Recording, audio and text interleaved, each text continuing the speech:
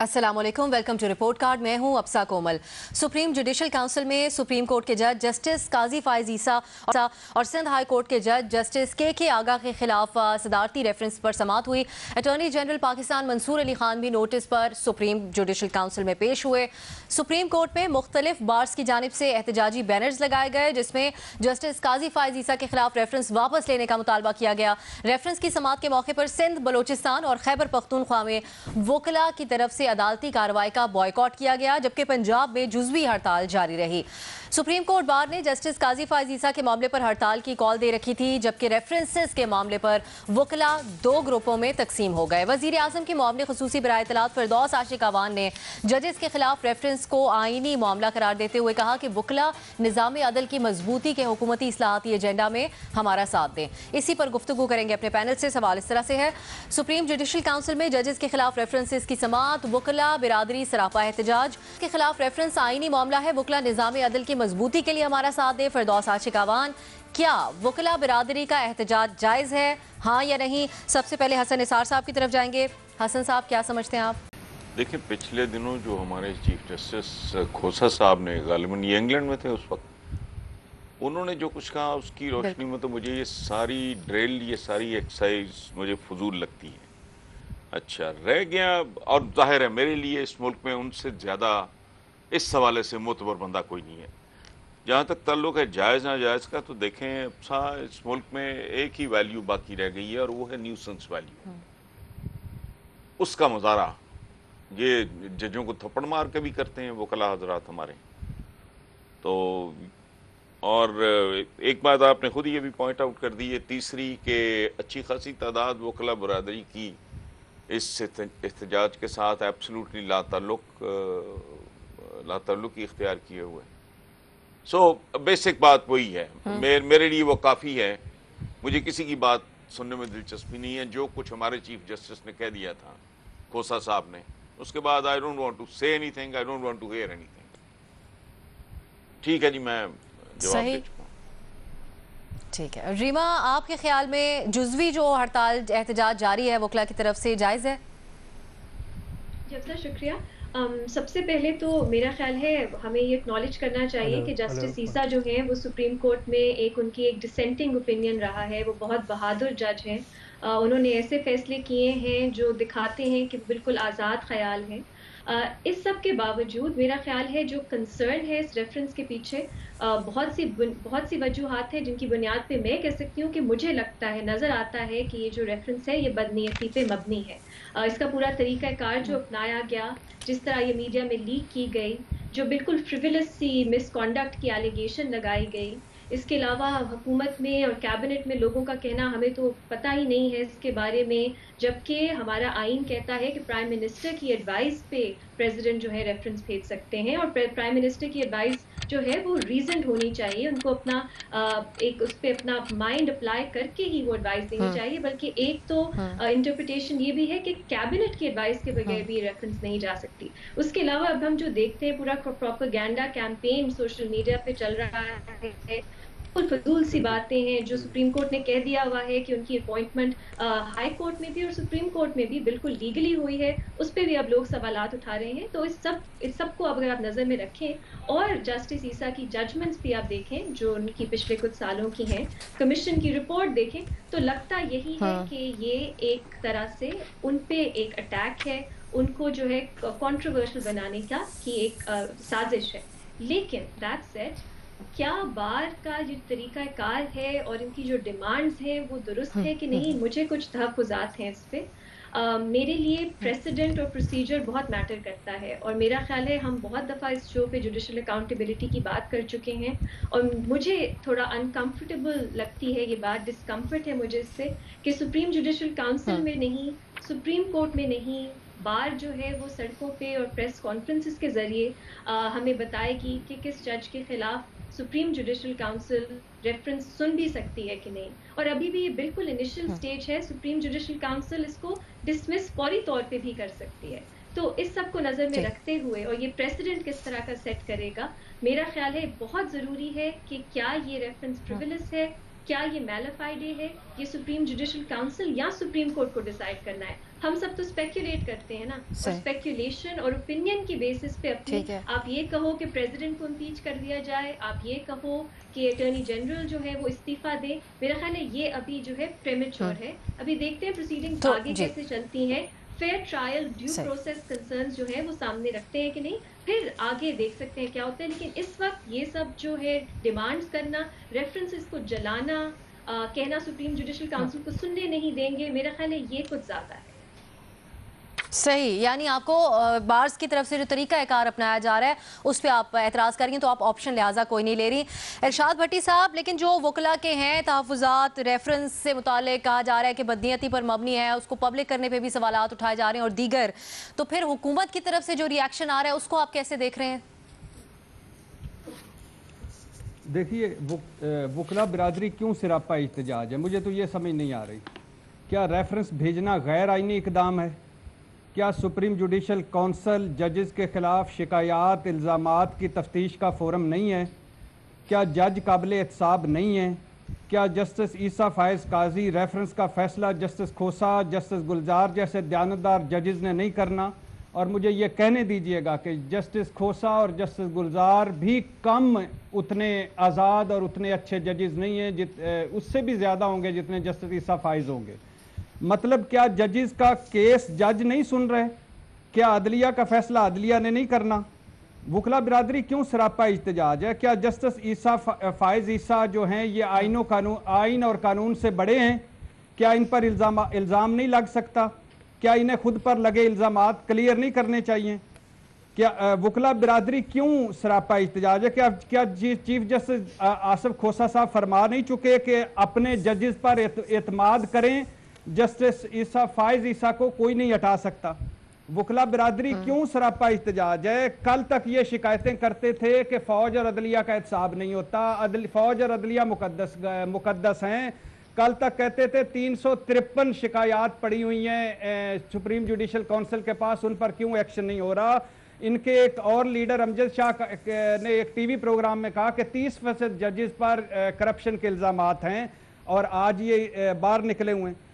ये वकला बिरादरी क्यों सरापा एहतजाज है? कल इनके सरबरा अमानुल्लाह किनरानी कह रहे थे कि बाकायदा रेफरेंस अभी नहीं हुआ, और मुझे रेफरेंस के मवाद का भी नहीं पता। अब बाकायदा रेफरेंस भी नहीं हुआ, रेफरेंस के मवाद का भी नहीं पता, ताले लगाएंगे, रेफरेंस जलाएंगे, मरने के लिए आएंगे, अदालतों को बंद करेंगे। आप इसका अंदाजा लगा लें। अगर मान लिया ये यहूदो निसारा की साजिश है, मान लिया ये ताकतवर तबकों की और पॉलिटिकल मूव है, मान लिया ये बदनीयती है, फिर भी हौसला रखें हजूर, हौसला रखें, क्योंकि इसका फैसला जस्टिस गुलजार और जस्टिस खोसा साहब जैसे जजेस ने करना है। और ये जो लिहाजा ये जो एहतजाज हो रहा है, ये इस मुल्क के साथ मजाक है, इस कानून के साथ मजाक है, ये इस आइन के साथ मजाक है। और दुख ये है कि ये जो आइन और कानून के रखवाले हैं वही इसके साथ मजाक कर रहे हैं। ठीक है, बिल्कुल नई ऑप्शन आप ले रहे हैं इसके ऊपर। बाबर सत्तार साहब, आपके ख्याल में क्या ये जो बार्स की तरफ से तरीका कार अपनाया गया है एहतजाज का, ये दुरुस्त है, बर वक्त है, या फिर वक्त से पहले है ये रिएक्शन? देखिए अफसा, एहतजाज तो लाजिम है, ज़रूरी है और करना चाहिए। तरीके के ऊपर मेरी भी रिजर्वेशंस हैं। मैं चूँकि स्ट्राइक्स में बिलीव नहीं करता, किसी भी काम में मेरा नहीं ख्याल कि वकीलों को हक है कि वो स्ट्राइक करें। सो कानून के दायरे में रह के बिल्कुल एहतजाज करना चाहिए और ज़रूर करना चाहिए। और उसकी वजह क्या है, भट्टी साहब के कुछ सवालों का मैं जवाब देता चलूँ। देखिए, निज़ाम अदल की मजबूती के लिए ही एहतजाज हो रहा है, और जस्टिस फ़ायज़ ईसा के साथ कोई ज़ाती ताल्लुक़ नहीं है यहाँ पे किसी का। जो लाहौर में, जो बलोचिस्तान में, जो पेशावर में लोग एहतजाज कर रहे हैं, वो एक असूल के पीछे खड़े हैं कि आज़ादी जो अदलिया की है, जो ऑटोनमी अदलिया की है, अगर आप उसे अंडरमाइन कर देंगे और रियासत अंडरमाइन कर देगी, तो रियासत जिन केसेस के अंदर शामिल है उसमें जज बेखतर होकर फैसले नहीं दे पाएंगे, सिटीजन्स के राइट्स नहीं प्रोटेक्ट कर पाएंगे। कोई पर्सनल बेनिफिट नहीं है किसी वकील को इस सारे प्रोसेस में। जस्टिस फ़ायज़ ईसा ऐसा जज नहीं है जिसके कोई ज़ाती ताल्लुकात हो बार्स के साथ, या किसी वकीलों के साथ भी वो ताल्लुक रखता हो। ये जो लोग आज गर्मी में खड़े हुए, इन्होंने बहुत सारों ने कभी सुप्रीम कोर्ट में पेश भी नहीं होना। सो किस बात पे सवाल उठाया जा रहा है? बिल्कुल, अगर फ़ायज़ ईसा साहब के ऊपर कोई इल्ज़ामात हैं उन्हें जवाब देने चाहिए। प्रॉब्लम क्या है? प्रॉब्लम ये है उस बदनीयती की बात हो रही है। जब प्रेसिडेंट ने और प्राइम मिनिस्टर ने अपना माइंड मेकअप किया तो वो आम लोग नहीं है, वो स्टेट के बिहाफ पे एक डेलीगेटेड अथॉरिटी एक्सरसाइज कर रहे हैं। वो क्या एविडेंस है जिसके बेसिस के ऊपर उन्होंने अंदाजा लगाया? कोई आम शख्स, कोई आम शहरी कोई कंप्लेंट फाइल कर सकता है सुप्रीम जुडिशल काउंसिल में, लेकिन प्रेसिडेंट और प्राइम मिनिस्टर के सामने ठोस मवाद होना चाहिए। पहली प्रॉब्लम यह है। दूसरी प्रॉब्लम क्या है? दूसरी प्रॉब्लम यह है कि आपने एक मीडिया ट्रायल कर दिया। बिल्कुल भट्टी साहब सही कह रहे हैं, जजों को जवाब देना चाहिए सुप्रीम जुडिशल काउंसिल में, लेकिन फिर सुप्रीम जुडिशल काउंसिल में ही होना चाहिए था। ये हम मीडिया ट्रायल कर रहे हैं। कल फायज ईसा साहब को सुप्रीम जुडिशल काउंसिल छोड़ दे, सोशल मीडिया से उनके बारे में जो मटीरियल है वो कौन उतारेगा? जो बातें उनके बारे में हो गई वो कौन करेगा? कल को उन्होंने चीफ जस्टिस बनना है इस मुल्क का। तो बाकी तो आप कोई बात कर दें तो पर जलने लगते हैं। किसी जज के बारे में बात हो जाए तो हम कहते हैं जनाब ये इंडिपेंडेंस ऑफ जुडिशरी का मसला है, जजों को स्कैंडलाइज कर रहे हैं। जहां चैनल पूरा टीवी, पूरा इलेक्ट्रॉनिक मीडिया एक जज को स्कैंडलाइज कर रहा है बैठ के, और दूसरी साइड पे स्टेट खड़ी हुई है, वकीलों को भी तोड़ा जा रहा है। देखिए हम इस माशरे में रहते हैं ना, हमें ये बातें पता चलती हैं। तो ये ना बताएं हमें कि हम निज़ाम को मजबूती के लिए कर रहे हैं। आप कैसे बार को जाके कह रहे हैं कि क्या क्या उन्हें कंडीशंस बता रहे हैं, किस तरह से उन्हें इंटाइस कर रहे हैं कि वो ना शामिल हो। ये सारों के सामने हैं ये बातें, और ये हमारे, क्योंकि ये सियासी, हम इस इशू को सियासी बनाया है, तो ये मैंने नहीं बनाया, ये बार ने नहीं बनाया, ये इस गवर्नमेंट ने बनाया है। इससे पॉलिटिकल कंट्रोवर्सी में नहीं लाना चाहिए था, ये काम खामोशी से होना चाहिए था। इस पे एहतजाज बनता है क्योंकि वकीलों का काम है कि वो आइन के लिए और जुडिशल इंडिपेंडेंस के लिए काम करें।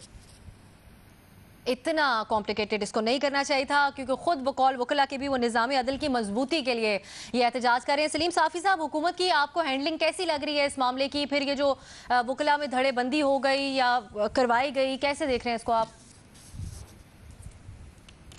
ये बाबर सत्तार साहब और रीमा उमर के साथ मुकम्मल इत्तेफाक के साथ मैं ये अर्ज़ करना चाहूँगा कि देखें, अगर सिर्फ ये कि वो कंसर्न अथॉरिटी है, तो वो तो इफ्तिखार चौधरी के ख़िलाफ़ भी जो शौकत अजीज़ ने रेफरेंस भिजवाया था, तो वो कहीं पेमरा को नहीं भिजवाया था, उन्होंने भी सुप्रीम जुडिशल काउंसिल ही को भिजवाया था।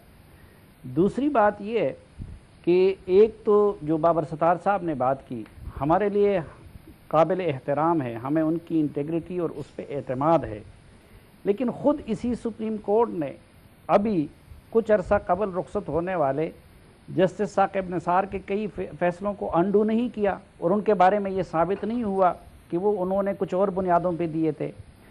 फिर तीसरी बात ये है कि ये इनिशिएटर्स कौन हैं? ये फ़रोग नसीम, ये दूसरे जो एहतसाब वाले साहब हैं, वकील साहब, इनकी आप सारी हिस्ट्री देखें। ये फ़रोग नसीम कल तक यही काम इल्ताफ़ हुसैन के कारकुन की हैसियत में और इल्ताफ़ हुसैन के वकील की हैसियत से माजी भी उन्होंने ये काम किया है, और ये दूसरे साहब भी हमेशा आईन और कानून और जमहूरियत के ख़िलाफ़ दूसरे साइड पे खड़े रहे। ये फिरदौसा शिकावान कहाँ खड़ी रही माजी में, ये फवाद चौधरी कहाँ खड़े रहे माजी में। एक तो ये कि जो इनिशिएटर्स हैं, आपने उनको भी देखना है कि वो किस तरह के लोग हैं और उनकी माजी क्या रही है। फिर जो सबसे बड़ी बात है कि ठीक है, अगर मुताले का फ़ोरम पे आ जाता जो उसका तरीक़ा है, लेकिन जिस तरीके से हमारे लिए ये जज साहिबान काबिल एहतराम है, उसी तरह हमारे लिए जस्टिस फाइज ईसा भी काबिल एहतराम है। और उनके खतूत में आप देखें कि उनकी पोजीशन को कितना अंडरमाइन करने की कोशिश की गई। तो हम अगर इन पे एतमाद करेंगे तो हम उन पे भी एतमाद करेंगे। और इसका एक और डायमेंशन हम लोग नहीं देखते। पाकिस्तान में एक तो बदकिस्मती से कोई भी कानूनी मसला हो, इंतज़ामी मसला हो, वो उसके पॉलिटिकल डायमेंशन ज़रूर होते हैं। हमने क्या अभी इस चीज़ से सोचा है कि फ़ाइज़ ईसा का ताल्लुक़ किस सूबे से हैं, आज उनके साथ किस सूबे के लोग खड़े हैं, एक वाहिद जज है उस सूबे से। और तीसरी बात जो बाबर सत्तार साहब ने भी की कि हम अगर उनकी माजी को, तो जिस तरह हमारे बाकी जज साहिबान की माजी शानदार है, तो उसके बाद फिर फ़ाइज़ ईसा का शानदार तरीन है। और उनके फ़ैसलों से भी लगता है कि उन्होंने फ़ैसले माजी में किस तरह के दिए हैं। तो हर चीज़ से वाज़ेह है कि ये असल में मेरिट पे ये काम नहीं हो रहा, ये बदनीयती के बुनियाद पे हो रहा है, पॉलिटिसाइज इसको किया जा रहा है, मीडिया ट्रायल हो रहा है। हाँ, मैं बाबर सत्तार साहब की इस बात से इत्तेफाक करता हूँ कि फिर अगर कानून की बालादस्ती के लिए कोई जद्दोजहद हो रही है तो वो कानूनी तरीके से होनी चाहिए। और जो पहले प्रेस कॉन्फ्रेंस में जो लहजा कंरानी साहब ने इस्तेमाल किया था वो लहजा तशद्दुद, ये तोड़ फोड़, ये चीज़ें नहीं होनी चाहिए। ठीक है, बिल्कुल सही। हाँ का ऑप्शन आप ले रहे हैं। मज़हर अब्बास साहब, अब जो दीगर हलकों की तरफ से भी इसके ऊपर आते हैं एतराज़ात और नकाइस जो रेफरेंसेस के से मुतालिक हैं, तो फिर ये क्यों हुकूमत एक्सपेक्ट कर रही थी कि वकला इसके ऊपर अपने तहफ़्फ़ुज़ात के ऊपर मुज़ाहरा नहीं करेंगे, या इसके ऊपर जो बयानात दिए जा रहे हैं इसको कैसे देख रहे हैं आप? देखिए, पहली चीज़ तो ये कि एहतजाज दुरुस्त है, तरीक़ेकार से आप इख्तलाफ कर सकते हैं। एहतजाज किस चीज़ पर हो रहा है? एहतजाज बुनियादी तौर पर जो चीज़ें लीक की गई हैं, आप जिसको हम सीक्रेसी कहते हैं, कि अगर आपने इसको सीक्रेट रखना था, सुप्रीम जुडिशल काउंसिल में आपने भिजवाना था, इसकी तहकीकात क्यों नहीं करवाई गई कि ये ख़बर कैसे लीक की गई है और किस तरफ से लीक की गई है ख़बरें, और इसमें बेसिक कौन से अनासर मुलव्विस हैं इस चीज़ में। फिर ये जो हमें बज़ाहिर नज़र आ रहा है कि लॉयर्स तकसीम हो गए हैं, तो ये तकसीम करने वालों की हिमायत कौन कर रहा है, और जो इलेक्टेड बार एसोसिएशन हैं वो किस साइड पे खड़ी हुई हैं। इस चीज़ को अगर आप देखें तो आपको वो नियत नज़र आ जाएगी कि इसकी नियत क्या है। देखिए, तरीक़ाकार तो उस वक्त भी गलत अडॉप्ट किया गया था, क्योंकि उसके बाद जो हमने देखा कि लॉयर्स ने अपनी एक गुंडागर्दी शुरू कर दी, और हमने बहुत से इन चंद सालों में देखा है कि जजेस पे किस तरीके से अटैक किए गए। जिस कानून की हुक्मरानी की हम बात करते हैं, लॉयर्स बात करते हैं, उस वक्त भी अहमद रज़ा कसूरी के साथ क्या हुआ था, आपने स्याही उनके मुंह पे फेंक दी थी। शेर अफगान न्याजी मरहूम के साथ क्या किया गया था कि ऑलमोस्ट उनकी जान जाने वाली थी, किस तरीके से रेस्क्यू करके लाए गए थे, वो सारी चीज़ें। और उसके बाद हमने देखा कि लॉयर्स जो हैं वो तकरीबन बिल्कुल काबू में नहीं रहे थे। लेकिन जो बुनियादी नुक्ता है, वो नुक्ता यही है जो जुडिशरी के हवाले से अक्सर उठाया जाता है कि बहुत से केसेस फाइल में होते हैं, यकायक एक चीज़ फौरी तौर पे उसका नोटिस ले लिया जाता है और वो फौरी तौर पे लग जाती है। इसी तरीके से जिस तरह बार एसोसिएशन ये कह रही हैं कि भाई और भी तो केसेस सुप्रीम जुडिशल काउंसिल के पास मौजूद हैं, तो fall of a sudden justice Faiz Isa का केस ही फौरी तौर पे क्यों टेकअप कर लिया गया है। तो यहाँ जो नियत का वो है, बुनियादी एहतजाज उस नियत पर है कि वो नियत ही यही है कि एक ख़ास बैकग्राउंड की वजह से, एक माजी में कुछ उनके मुकदमात की बना पे, उसकी बुनियाद पर आपने वो चीज़ निकाल के लाए हैं कि जिसमें एसेट्स की बात है। बाकी तो जाहिर है सुप्रीम जुडिशल काउंसिल का एक कानूनी आईनी रास्ता है, वैसे तो 58 भी आईनी था, वो गैर आईनी तो नहीं था, लेकिन उसके तहत जो 4 हुकूमतें निकाली गई तो वो क्या वो आईनी थी। ठीक है, ऐसे किसी रेफरेंस को पब्लिक करने की कोई मिसाल भी इससे पहले नहीं मिलती सुप्रीम जुडिशल काउंसिल से। न्यायी साहब, आपके ख्याल में अब जो मुनकसिम है वकला अभी तो, लेकिन ये वकला मूवमेंट बढ़ सकती है, इससे माजी की तरह कोई शक्ल इख्तियार कर सकती है? मेरा ख्याल उसका तो इन्हिसार ये है कि सुप्रीम जुडिशल काउंसिल इस केस को कैसे टेकअप करती है, और उसका आज का ही मामला जो है उसी से ही जो आगे चलेगा, और फिर आगे जब उसका जवाब या सारा कुछ आएगा तो उसमें सारी या हो जानी है कि आया उन्होंने उसको समरी ट्रायल में डिसमिस किया या एक्सेप्ट किया। अगर तो एडमिट सुप्रीम जुडिशल काउंसिल में हो गया तो बड़ा शदीद कहर अंगेज़ जो है रद्द अमल होगा। मेरा दिल आज बड़ा पुजमुर्दा है। लाहौर के अंदर जो खौफनाक नारे लगे हैं, हकीकत है मेरी तबीयत को मुख्तर कर गए हैं। मुझे एक मेरा शिकस्ता दिल हूँ कि आप इसको जो है रेफरेंस गर्दी कहें और इसके ऊपर आप नारे लगाएं और खौफनाक नारे लगाएं, वकला को ये जेब नहीं देता। इनको बिल्कुल ऐसे नारे नहीं लगाने चाहिए थे। लेकिन जब ऐसी सूरत हाल होती है तो तंग आमद बजंग आमद होती है। हम कब ये रियलाइज़ करेंगे, और जो लोग इनसे बड़े हैं उनके ये सोचने की और लम्हे फिक्र है, बजाय इसके कि उनको हम एंडोर्स करते जाएं, किसी न किसी तरीके से उन तक हम अपनी बात पहुँचाएँ कि हुजूर ये आप ही के लिए है, आप ही ने हल करना है और इसको सुलझाएं। ये चीज़ें उलझ गई कि कौम को इदारों के ऊपर मुनकसिब नहीं होना चाहिए। जवाद खाजा जो साबिक चीफ जस्टिस है, उनका इंटरव्यू में पढ़ रहा था सोशल मीडिया पे। अब उन्होंने कहा जी 2 चीज़ें चाहिए थी, शफाफियत और यकसां। देखिए इस रेफरेंस के अंदर ना तो ड्यू प्रोसेस किया गया, ना जो उसका जो सारा जो था रेफरेंस का जो कानूनी जो लवाजमात थे वो पूरे किए गए। अब आगे थोड़ा सा चलें कि इसी जगह जो कंडक्ट है, मिसकंडक्ट है, मतलब वहां कहता है जी कोई जज खुद नुमाई नहीं करेगा, ये उसका 5वां हिस्सा है। हमारे चीफ जस्टिस साहब जो हैं वो डैम फंड के लिए कितनी तकरीरें करते रहे हैं और कितना अपने आप को ऑफर करते रहे, ये मिसकंडक्ट में था। फिर सुप्रीम जुडिशियल काउंसिल ने बड़े सुन ले, इसी सुप्रीम जुडिशियल काउंसिल के अंदर 300 केसेस भट्टी साहब ने कहा है। इसी के ऊपर बात करेंगे आगे भी प्रोग्राम में। न्याय साहब इसी टॉपिक पे होंगे आपके पास, एक बार फिर भी आएंगे हम। अभी तक बहरहाल इसके ऊपर हमारे तजियाकारों की राय 4 हाँ 2 नहीं के ऑप्शंस हैं। रीमा ने ऑप्शन तो हाँ में लिया, लेकिन उनको वकला का जो तरीका है कार है एहतजाज को, उसके ऊपर भी उन्होंने कुछ सवाल उठाया। इसी मामले पर बात करेंगे एक मुख्तसर ब्रेक के बाद। हमारे साथ रहिए। गुफ्तगू कर रहे हैं कि क्या जो वकला बिरादरी की तरफ से एहतजाज किया जा रहा है वो जायज़ है या नहीं। इस पे आप हमारे तजियाकारों के ख्याल जान रहे हैं। हसन निसार साहब, बाबर सत्तार साहब ब्रेक से पहले जो गुफ्तगू कर रहे थे, खुद वो वकला बिरादरी का एक प्रोमिनेंट नाम है, तो उनके ख्यालात को देखते हुए आप क्या समझते हैं? वो कह रहे हैं कि जो एतराज़ात हैं वो तो समहाउ जायज़ हैं वकला के। देखिए बीबी, मैं पहले आपसे बात कर चुका हूँ कि जो कुछ खोसा साहब ने कहा मेरे लिए वो काफ़ी है। मैं तो पहले अर्ज कर चुका हूँ। उसके बाद ना मुझे कुछ सुनने में दिलचस्पी है ना कुछ कहने में दिलचस्पी है। वो चंद रोज़ पहले ये बात कर चुके हैं, दैट्स इट। बाकी मेरे नज़दीक इर्रेलेवेंट है। लेकिन हसन साहब, ठीक बिल्कुल, लेकिन जो मवाद जस्टिस फाइज ईसा के खिलाफ सुप्रीम कोर्ट के ऊपर पड़ा, माजरत के साथ सोशल मीडिया के ऊपर पड़ा हुआ है, पब्लिक हुआ, मीडिया के अंदर भी उसके ऊपर खबरें चली, इसकी कोई मिसाल पहले नहीं मिलती, तो इसके ऊपर तो एतराज़ होना उनकी तरफ से जायज़ कहा जा सकता है ना? वो नहीं, देख एक मिनट, वो गंदगी, वो गलाजत है, ये तो बाकायदा वाकई पब्लिक टॉयलेट वाली बात है, सोशल मीडिया। लेकिन ये सिर्फ जज साहब पे तो नहीं है। किस किस के बारे में कैसी कैसी बेहूदगी और बकवास और गंदगी और गलाजत वहां नहीं होती। तो जिस चीज का आप हवाला दे रहे हो वो तो है ही डस्टबिन, वो तो है ही गंदगी का ढेर। इसलिए उसको लेट्स नॉट कंफ्यूज इश्यूज। वो भी लपेट में आ गए और बहुत से लोग लपेट में आए, आइंदा भी आते रहेंगे।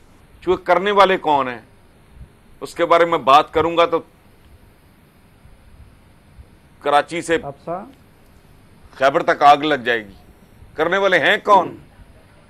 ये टैलेंट बहुत है जिनमें। मतलब वो तो नहीं, वो तो और कौन किसको वो वहां नहीं गंदगी उछाली जाती। वो गंद का ढेर है जिसका आप हवाला दे रहे हो। सोशल मीडिया क्या कर रहा है, छोड़ो उसको। रीमा, सोशल मीडिया पे जो चीज़ें आई थी रीमा, वो आई तो किसी रास्ते से ही थी, तो काफ़ी काबिल सताइश जस्टिस फाइज ईसा का करियर रहा है। इस वक्त में आके ये दाग लगना, फिर इसके ऊपर क्या किया जाए? अब आपको पूरे कॉन्टेक्स्ट में देखनी है ना, ये जो पूरा प्रोपेगेंडा है, इसको ये फॉरवर्डेड एज रिसीव्ड मैसेजेस कौन भेज रहा है, कौन सी ट्रोल आर्मीज हैं जो सोशल मीडिया पे इसको और फैला रही हैं। तो मेरा ख्याल है कॉन्टेक्स्ट में अगर आप देखें तो आप 2+2 खुद से जोड़ सकते हैं। लेकिन एक दो बातें और मुझे करनी थी जो बाकी पैनलिस्ट ने भी बात की उसके रिस्पांस में। पहली बात तो ये कि मेरा ख्याल है इसको हमें चीफ जस्टिस इफ्तिखार चौधरी के केस से थोड़ा सा डिफ्रेंशिएट करना पड़ेगा। उसमें भी रेफरेंस पे बहुत देर तक बात हो रही थी, लेकिन सुप्रीम कोर्ट ने भी जब कहा कि वो रेफरेंस मैलिफाइडी थी या बदनीयती पे मबनी थी, इसलिए उसके आगे कार्रवाई की जरूरत नहीं, तो उन्होंने देखा कि किस तरह former chief justice Iftikhar Chaudhry को हाउस अरेस्ट में रखा गया, उनके बाल खींचे गए, उनकी फैमिली को हरास किया गया। वो पूरी इमेजेस आप सबको याद होंगी टीवी पे चली। इसके अलावा उनको सस्पेंड कर दिया गया था जब रेफरेंस के बाद से। वो अपने जो काम है नहीं कर सकते थे, वो कोई बेंच पे नहीं बैठ सकते थे। इस सब के बाद एक मूवमेंट जो है उनके लिए चली। इस वक्त हम उस स्टेज पे नहीं है, तो मेरा ख्याल है ये सब प्रेमेच्योर है, ना ही उस तरह की कोई कार्रवाई अभी तक हुई है। जस्टिस ईसा जो हैं उनको सस्पेंड नहीं किया, और उस तरह से जो विजिबल एक चीज़ थी जो लोगों को टच करती है, उनको मूव करती है कि आपके चीफ जस्टिस के बाल खींचे जा रहे हैं, उनको किस तरह धक्के दिए जा रहे हैं, हाउस अरेस्ट में रखा जा रहा है, वो इस वक्त नहीं है। ये पहली बात। दूसरी बात ये कि ये बहुत से लोग कह रहे हैं कि सुप्रीम जुडिशल काउंसिल ने इस केस को फौरी तौर पे क्यों सुना, लेकिन दूसरी राय ये है कि क्योंकि जस्टिस ईसा के खिलाफ इतना प्रोपेगेंडा चल रहा था, इतनी बातें हो रही थी, शायद बेहतर है कि उन्हें एक अपॉर्चुनिटी मिली है कि वो अपना नाम क्लियर करें, या सुप्रीम जुडिशल काउंसिल अगर ये रेफरेंस इतनी ऑब्वियसली फ्रिवलस है तो उसको अभी से ही डिसमिस कर ले। तो मेरा ख्याल है इसमें दो राय है। मेरी नजर में ये सुप्रीम जुडिशल काउंसिल की बदनीयती हरगिज नहीं दिखाता कि इस रेफरेंस को पहले सुना जा रहा है इनिशियल स्टेजेस में। दूसरी बात ये कि सुप्रीम जुडिशल काउंसिल की जो पेंडिंग रेफरेंसेस है बहुत सी, वो प्राइवेट कंप्लेनेंट्स ने भी की हैं, तो नजर ये आता है कि जो गवर्नमेंट या प्रेसिडेंट की तरफ से कम रेफरेंस जाती है उसको प्रायोरिटी या तरजीह दी जाती है। आखिरी बात, अब सुप्रीम जुडिशल काउंसिल जो है, हम ज्यादा प्रेसिडेंट्स नहीं है हमारे पास, क्योंकि उनके भी इतना बिल्कुल ही सीक्रेटिव प्रोसीजर्स होते हैं। मेरा ख्याल है थोड़ी सी ट्रांसपेरेंसी की जरूरत है वहां भी, कि किस बुनियाद पे केसेस को सुना जाता है, प्रायोरिटाइज किया जाता है, और ये सिर्फ तभी हो सकता है अगर हम उसको प्रोसेस को चलने दें। अगर हम सिर्फ अभी, क्योंकि हमें लग रहा है कि ये बदनीयती पे मबनी है, कहीं तो हतमी फैसला एक इंडिपेंडेंट अथॉरिटी से आना है ना, तो जो वकला की ये जो डिमांड है कि सुप्रीम जुडिशल काउंसिल सुन ही नहीं सकती, मुझे इस पे एतराज है, क्योंकि मैं चाहती हूँ, मेरी नजर में बहुत जरूरी है, बहुत अहम है कि जो भी इस रेफरेंस के पीछे है, चाहे ये रेफरेंस प्रिविलेज है, मैलिफाइड है, ये खुल के सामने आना चाहिए। इस तरह सुप्रीम जुडिशल काउंसिल की जो करते रहेंगे। ठीक, बिल्कुल ठीक है, बिल्कुल सही। साहब मुख्तसरन ऐड करने पर आगे जाते हैं। मौका दे दीजिए, सुन लिया करें कभी कभी भट्टी साहब। साफी साहब, नहीं, ये तो रेफरेंस से लंबी तकरीर हो गई है। चलो ठीक है, अभी आप जरा खामोशी इख्तियार करें। हम जानना चाहते थे उनके ख्याल। एक मामला सोशल मीडिया का नहीं है, बल्कि मामला हुकूमती रवैये का है। सोशल मीडिया पे एक तो वो प्रोपेगेंडा होता है जिसका कोई वाली वारिस मालूम नहीं होता। यहाँ पे जो एतराज़ है वो सोशल मीडिया वाला नहीं है, बल्कि वो ये है कि हुकूमत ही ने रेफरेंस में जो इल्ज़ामात थे वो मीडिया को लीक करवाए। यानी ये किसी और को तो पता नहीं था ना, सिर्फ जिन लोगों ने रेफरेंस तैयार किया है उनको पता है। दूसरी बात, वफाकी वज़रा ने और हुकूमत की तर्जुमान फिरदौस आशिक आवान ने आके उन इल्ज़ामात का मीडिया पे दिफा किया सुप्रीम जुडिशल काउंसिल के पास मामला जाने से पहले। तो एक जो एतराज़ है वो सोशल मीडिया नहीं कि ए ने कुछ कह दिया, बी ने कुछ कह दिया, बल्कि वो हुकूमती कंडक्ट पे। और दूसरा, जो रेफरेंस दायर करने की जो अथॉरिटी है, आपने देखा कि वज़ीर आज़म हाउस उसको शिफ्ट करती रही लॉ मिनिस्ट्री की तरफ। लॉ मिनिस्ट्री ने कहा कि जी नहीं, ये तो जो फॉरेन एसेट्स वाला हमारा सेल है फलां साहब का, ये तो उन्होंने तैयार किया है। तो दूसरा एतराज़ उस पे था। कोई भी सुप्रीम जुडिशल काउंसिल की ना अथॉरिटी को चैलेंज कर रहा है और ना उसके फैसले से मुतालिक पहले से किसी शक या तरद्दुद का इजहार कर रहा है। और बाकी जो मामला है कि जो इंटेंशंस दे के जाते हैं कि देखिए उनके खिलाफ कौन से कैंप के लोग आ गए हैं जज साहब के, ठीक है, और उनकी दिफा में कौन से कैंप के लोग आए हैं, तो बिल्कुल फर्क वाजे हो जाता है। और फिर अगर फैसलों को देखा जाए तो उससे भी वाजे हो जाता है कि मामला असल में क्या है। इसी से अभी तक बिल्कुल नतीजा अखज़ किया जा सकता है। इस तरह से दिफा किया जा रहा था रेफरेंस का। गुफ्तगू को आगे बढ़ाएंगे एक ब्रेक के बाद। इरशाद भट्टी साहब, ये नहीं अभी तक वाज़ेह हो पा रहा कि किसकी तरफ से है, लेकिन आपके ख्याल में जब ये रेपुटेशन की बात आती है, एक हालिया चेयरमैन नैब का मामला भी आया था सामने, अब ये वाला मामला भी सामने आ रहा है, तो कहीं ना कहीं किसी न किसी तरह प्रेशराइज करने के वाला मामला तो उठता है। तो इसके बारे में क्या समझते हैं आप? नहीं, बिल्कुल भी कोई प्रेशराइज नहीं है कोई। और दूसरी बात, जो आपने एक लफ्ज़ बोला है कि उनको दाग लगा है, उनके कह रहे, बिल्कुल भी नहीं दाग लगा। वो एक ऑनरेबल जज हैं और उनकी इज्जत नफ्स और वो उन्होंने दबंग जज हैं और उन्होंने बड़े अच्छे फैसले किए हैं। उन्होंने खुद अपने खत में इजहार किया था ना, उन्होंने कहा कि मेरी रेपुटेशन को नुकसान पहुंचा है। वो इजहार करते रहे, वो उनका अपना व्यू है, वो उनका। मैं जस्टिस साहब के व्यू का मोहताज तो नहीं हूँ ना कि मैं उनका व्यू मानूँ, और वो उनका। जब कोई सुप्रीम जुडिशल काउंसिल किसी फैसले पर पहुंचेगी उसके बाद डिसाइड होगा कि उन दाग लगा है कि वो बेदाग हैं, पहली बात। दूसरी बात, फिर वही बात है कि ये इधर सदारती रेफरेंस आया, उधर सोशल मीडिया पे चीज़ें आ गई। मान लिया सोशल मीडिया, मेरे 21 अकाउंट बने हुए, ना कोई बात ना कोई, हर रोज़ एक नए सारी फजूल चीज़ें, लेकिन इधर वो आया, इधर चला गया। जाहिद साहब का पहला खत भी सोशल मीडिया पे, जाहिद साहब का दूसरा खत भी सोशल मीडिया पे। कम अज़ कम मैंने तो ट्वीट किया था कि ये कैसे हो सकता है कि सदारती रेफरेंस के मुंदरजात भी आ गए हैं, पहला खत भी आ गया, दूसरा खत भी आ गया। और हम ये क्यों तय कर लेते हैं कि एक धड़े ने ही ये सारा कुछ प्रोपेगेंडा कर लिया, जज साहब की तरफ से या उनके कोई रिश्तेदारों की तरफ से या कहीं ना कहीं उस तरफ से भी तो आ सकता है। पॉसिबिलिटी तो है ना, पॉसिबिलिटी तो है ना कि मुझे तो कोई पता नहीं नहीं। और फिर जज साहब का मुझे ये भी बड़ा लगा कि वो सदर को खत लिख रहे हैं, यानी वो सदारती रेफरेंस सुप्रीम जुडिशल काउंसिल में आया है। जस्टिस खोसा साहब उनके चीफ जस्टिस हैं, वहां मौजूद बैठे हैं, वहां उनसे पूछ लें, टेलीफोन करके पूछ लें उसकी कॉपी, उनके ऊपर इल्जामात को तो फिर रेफरेंस मिलने के मुझे एक और बताएं। अच्छा हाँ, ये भी बड़ा अच्छा सवाल है, ये भी हक हासिल नहीं है बहुत अच्छा सवाल है, बड़ा लजीज सवाल है कि रेफरेंस अगर उनको सदारती रेफरेंस की कॉपी नहीं मिली तो क्या यकतरफा फैसला हो जाना था? क्या उनको कॉपी मिलनी नहीं थी, टाइम नहीं देना था, नोटिस नहीं होना था, सब कुछ नहीं होना था? नहीं, मेरी बात फिर आप फिर बोलिए। दूसरी बात मैं फिर वही कर रहा हूँ, खुदा के लिए वही कर रहा हूँ। जस्टिस खोसा साहब भी उतने ही बड़े जज हैं, जस्टिस गुलजार साहब भी उतने ही बड़े जज हैं। सदारती देखें, दूसरी बात है क्या रेफरेंस गायर आई नहीं है? बिलावल ने तो सारों उनको जमहूरी करार दे दिया, मुझे मैं क्या करूं? क्या रेफरेंस गायर आईनी है? क्या जज साहब पर इल्जाम नहीं लग सकता? क्या जस्टिस खोसा और जस्टिस गुलजार साहब पर एतमाद नहीं करना चाहिए? ये 3 सवाल। अच्छा, बाबर साहब को बोलने का हक है। भाई यानी मैं बोलूं तो सारे मुझे कहते हैं चुप कर जा। बाकी सारे अपनी मर्जी के व्यू सारे सुनते हैं। मेरा ताकतवर हम कमजोर है ना, आपने अपने सारे मर्जी के व्यूज भट्टी साहब, सबको इजाजत है। बाबर साहब, जस्टिस खोसा और जस्टिस गुलजार की उतनी ही इज्जत है कम से कम मेरे दिल में जितनी जस्टिस फायज ईसा की है। इसमें तो कोई दो राय हो नहीं सकती।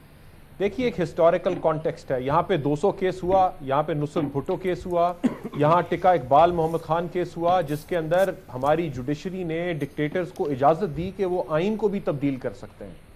सो एक हिस्ट्री है, एक पॉलिटिकल हिस्ट्री है, एक जुडिशल हिस्ट्री है जो अच्छी नहीं है, जो बायस फख्र नहीं है। फिर लॉयर्स मूवमेंट हुई, जिसके बाद ये लगा कि शायद तारीख में तब्दीली आ रही है। अब जुडिशरी स्टेट से, एग्जीक्यूटिव से आज़ाद है और आज़ाद हो के काम करेगी। उसके बाद भी हमले हुए। कुछ चीफ जस्टिस जब चीफ जस्टिस बन रहे थे तो उनके ऊपर एक कैंपेन्स चली। जस्टिस जवाद ख्वाजा के ऊपर भी कैंपेन चली, बैनर लगे ये जो हमारा सेलेक्टेड एरिया है सुप्रीम कोर्ट के सामने। तो ये चीजें होती रही हैं, इस वजह से खदशा है। डर इसी चीज का है कि इस माहौल में जिसमें आजादी नहीं है बात करने की, जिसके अंदर एक इंडिपेंडेंस सल्ब की जा रही है, उसके अंदर एक जज जो स्टैंड आउट करता है आजादी के साथ बात करने की, जो मुश्किल सवालात उठाता है रियासत के लिए, उसके ऊपर हमला क्यों? क्योंकि अगर अब ऑनेस्टी के साथ देखें, इनकी रेपुटेशन भी अच्छी है, इनका काम भी नजर आता है, तो फिर ये खदशात जन्म लेते हैं कि क्यों ये टारगेट हो रहे हैं। और बात खाली ये नहीं है कि कल को इन्हें ग्रीन चिट दे दी तो फिर क्या होगा, क्लीन चिट दे दी तो फिर क्या होगा। बात यह है कि वार्निंग शॉट्स फायर हुई हैं, लाइंस डिटरमिन की गई हैं, बताया गया है कि अगर आप ये रेड लाइन क्रॉस करेंगे तो फिर ये, और हर शख्स, देखिए लोग कुछ मजबूत होते हैं, अल्लाह इन्हें मजबूती दे कि वो इसका मुकाबला कर सके। कुछ लोग मजबूत नहीं होते, वो कहते हैं जनाब पब्लिक सर्विस करने आए थे, अपना सब कुछ छोड़ छाड़ के रियासत की सर्विस करने आए थे, ये हमें किस काम में डाल दिया। तो रोज हर शख्स बैठ के एक राय रखता है अब जज साहब के बारे में, उनकी फैमिली के बारे में, हर तरह की बात करता है। ये काम आसान नहीं है। हम पब्लिक सर्विस मुश्किल बना रहे हैं उन लोगों के लिए जो इंटेग्रिटी के साथ इस रियासत को सर्व करना चाहते हैं। ये वो खदशात है जिसकी वजह से लोग बाहर निकले। खदशा ये नहीं है कि 2 जज जो हैं वो रियासत के साथ मिलकर गलत फैसला करेंगे। नुकसान बहुत इस सारे प्रोसेस से हो गया है। नहीं, लोग ये बात उठा रहे हैं। हमला लफ्ज गलत है, कोई उन पे हमला नहीं हुआ। ये एक उन पे एक इल्जाम लगा है, उनका फैसला उनके बड़ों ने करना है, ये हमला नहीं है। अब भट्टी साहब आपसे बहुत उम्मीदें लगाए बैठे हैं, लेकिन जिस तरह बाबर साहब माजी के एग्जांपल्स देख रहे हैं, क्या ये तशवीश नहीं होनी चाहिए कि क्यों टारगेट किया जा रहा है जस्टिस फायज ईसा साहब को, या फिर छोड़ देना चाहिए इस मामले को? देखिए, जस्टिस काजी फायज ईसा के एक फैसले से मुझे शदीद इख्तलाफ रहा है और मैंने उसका बरमला इजहार भी किया है। जो उन्होंने बलूचिस्तान के 9 अखबारात के ख़िलाफ़ जो केस बना था, उसमें उनकी जो पोजीशन थी उससे हमारी पूरी जो सहाफ़ती तंजीम थी उसको इख्तलाफ था। और ज़ाती तौर पे मैंने इस चीज़ को बहुत ज़्यादा वो किया था कि, और इस पर प्रोटेस्ट भी किया था इस चीज़ पे। असल चीज़ ये है कि ख़तरा क्या नज़र आ रहा है। खदशा क्या नज़र आ रहा है? इस पूरी जुडिशरी पे मुकम्मल एतमाद है। ये पूरी जुडिशरी जो 2007 के बाद आई है, इसके फैसले से इत्तेफाक करें या इख्तलाफ करें, लेकिन इसकी गैर जानिबदारी पे मुकम्मल इत्तेफाक है। इशू यही हो रहा है कि इसकी गैर जानिबदारी, नज़र ये आ रहा है कि इसकी गैर जानिबदारी पर हमला किया जा रहा है, इसकी गैर जानिबदारी को जो है अंडरमाइन किया जा रहा है। जस्टिस काजी फाइज ईसा के मामले में सिर्फ इतना मसला है कि जो नियत नजर आ रही है, वो नियत यही नजर आ रही है कि एक ऐसा जज जो बहुत इंडिपेंडेंट व्यू लगता है, जिसने बहुत से डिसेंटिंग नोट्स दिए हैं, बहुत से ऐसे फैसले दिए हैं जो बहुत से लोगों को बुरा लगता है। असल अहम बात यह है, बाकी पूरी सुप्रीम जुडिशल काउंसिल पे एतमाद है, पूरी जुडिशरी पे एतमाद है। ठीक हो गया। न्याय साहब, आप क्या ऐड करेंगे इसके ऊपर? देखिए, इस वक्त काजी फाइज ईसा की जो ओनरशिप है वो पाकिस्तान के लोगों के पास है।